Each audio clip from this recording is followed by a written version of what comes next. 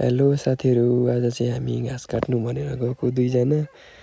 घाम लागेर के चर्को घाम लागेर अहिले यता पहाडतिर पनि लास्टै गर्मी छ है। अनि घाँस काट्दै थियौँ, म चाहिँ भिडियो बनाउने, मेरो बुढी चाहिँ घाँस काट्दैछ भनौँ न होइन। टक्कसँगले घाँस काट्दैछ मेरो बुढी चाहिँ, म चाहिँ यहाँ बसेर उसँग बोल्दै भिडियो बनाइदिने। अनि टक्कसँगले घाँस काटिसक्यौँ। त्यस पछाडि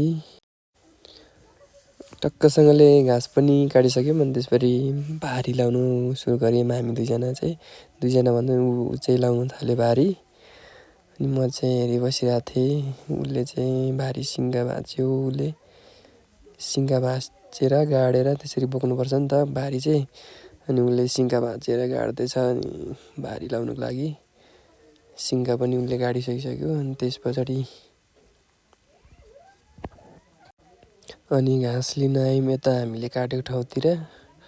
अनि घाँस चाहिँ अब वहाँ डोको भोकसम्म लानुपर्छ नि त अँगालोमा। अनि टक्कसँगले लगेर लायौँ एक अँगालो अँगालो लानुपर्छ नि त। घाँस चाहिँ अब डोकोबाट राखेर घाँस चाहिँ अब पर काट्नु जानुपर्छ। त्यस्तै हो अब होइन, गाउँघरमा त्यसरी काट्नुपर्छ। अनि त्यस्तै हो, टक्कसँगले भारी पनि लगाइसक्नु आँट्यौँ। अनि भारी लगाइसक्यौँ। अनि टक्क यता गोठ आयौँ। अनि गोठ तलतिर चाहिँ हामीले खोर्सानीको बोट रोप्यौँ। खोर्सानीको बोट राख्दा त्यति धेरै झार आएछ। अनि म चाहिँ बसिरहेको थिएँ। अनि बुढीले चाहिँ झार उखाल्न थाल्यो। अनि टक्कसँगले झार उखालिदियो राम्ररी। खोर्सानी चाहिँ पहिल्यै रोपेको थियो, यति साह्रो झार आएछ। अनि उखालि पनि सक्यौँ। अनि उखालिसक्यौँ हामीले। अनि त्यस पछाडि हामी लाग्यौँ घरतिर। अनि पोच पनि दियो यसले चाहिँ फेरि।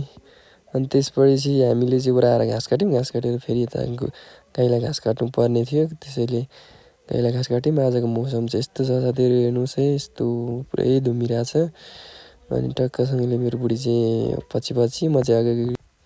ल त साथीहरू, आजलाई यति नै, अर्को भिडियोमा भेटौँ।